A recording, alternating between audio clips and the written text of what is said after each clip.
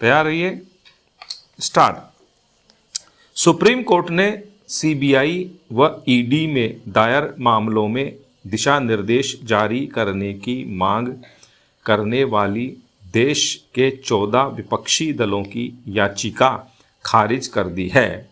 Court ने साफ कर दिया है कि राजनेता भी आम आदमी की तरह ही है और उनके लिए अलग गाइडलाइन नहीं बनाई जा सकती। स्टॉप।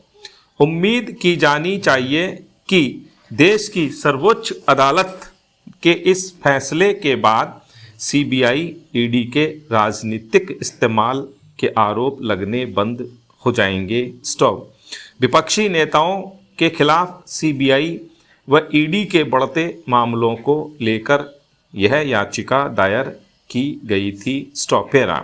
देश में लंबे समय से विपक्षी दलों के खिलाफ मामले राजनीतिक कारणों से दर्ज होने के आरोप लगते रहे हैं। स्टॉप।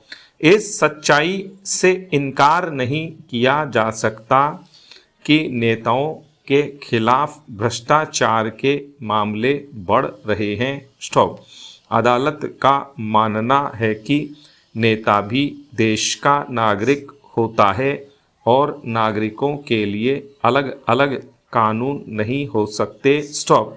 वैसे तो राजनीति और भ्रष्टाचार का साथ चोली दामन का रहा है। Lalu Prasad Yadav, Om Prakash Chautala, AR Antule, Sukhram, Jayalalithaa, Mayawati, A Raja, P Chidambaram, BS Yediyurappa, Bangaru Lakshman सरीखे अनेक नेता भ्रष्टाचार के आरोपों में फंस चुके हैं। इन नेताओं के खिलाफ जब मामले दर्ज हुए तब अलग अलग दलों की सरकारें थीं। सबके खिलाफ पहले आरोप तय हुए, फिर जांच हुई और फिर अदालत में सुनवाई हुई। विपक्ष को बेशक सरकारों पर भरोसा न हो, लेकिन देश की अदालतों पर तो उन्हें भरोसा होना ही चाहिए। स्टॉप। अदालत सबूतों के आधार पर फैसला सुनाती है, न कि राजनीतिक दबाव में। स्टॉप। लालू यादव और ओम प्रकाश चौटाला को अदालत ने जब सजा सुनाई तब केंद्र में कांग्रेस की सरकार थी। स्टॉप। राजनीति में काले धन के इस्तेमाल की समस्या चिंताजनक है। स्टॉप। महंगी होती चुनाव प्रक्रिया में आम आदमी तो चुनाव लड़ने के बारे में सोच ही नहीं सकता। स्टॉप। चिंताजनक बात यह भी है कि बेहिसाब चुनाव खर्च का बंदोबस्त करने के लिए ही भ्रष्टाचार की शुरुआत होती है। जहां भ्रष्टाचार होता है वहीं सीबीआई ईडी की एंट्री होती है। राजनेता आरोप भले ही किसी पर भी लगाएं, लेकिन हकीकत से कोई मुंह नहीं मोड़ सकता कि पद पर पहुंचते ही नेता कहां से कहां पहुंच जाते हैं।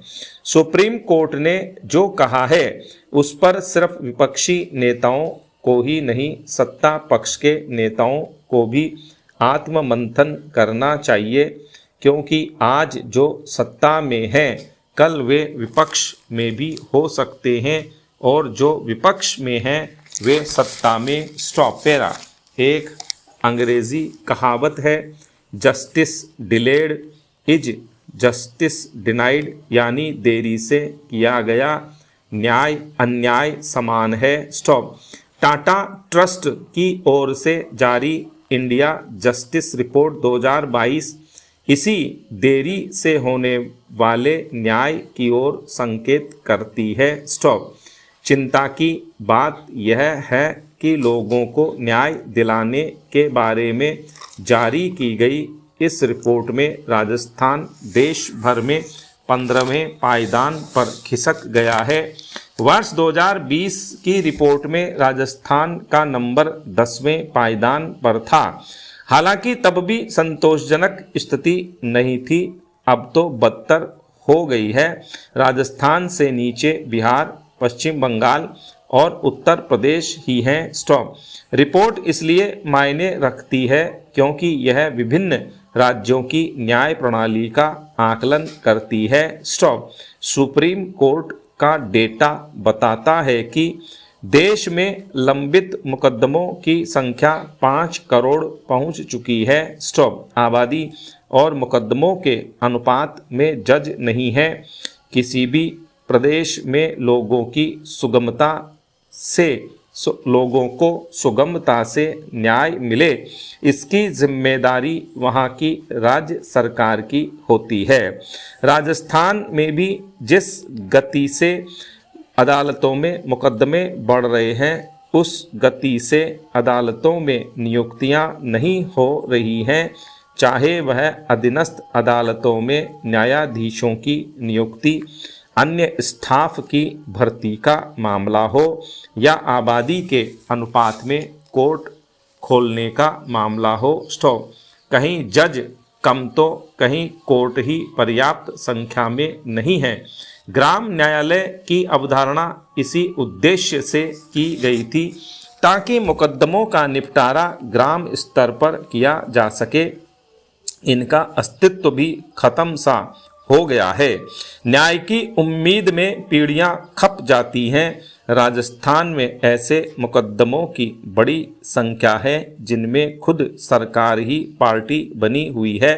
कहीं कर्मचारियों के खिलाफ मुकदमे हैं तो कहीं दो विभाग आपस में उलझे हुए हैं। स्टॉप। आपसी समन्वय और सहमति से ऐसे मामलों का निपटारा कर दिया जाए तो मुकदमों का अंबार कम हो सकता है। स्टॉप। सरकारी स्तर पर कमज़ोर पैरवी और मुकदमों में तारीख पर तारीख लेने की प्रवृत्ति भी मुकदमों के लगातार बढ़ने का बड़ा कारण है। स्टॉप।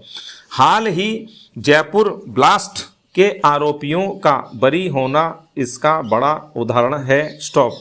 कई सालों से लंबित मुकदमों को समयबद्ध रूप से निपटाना ज़रूरी है।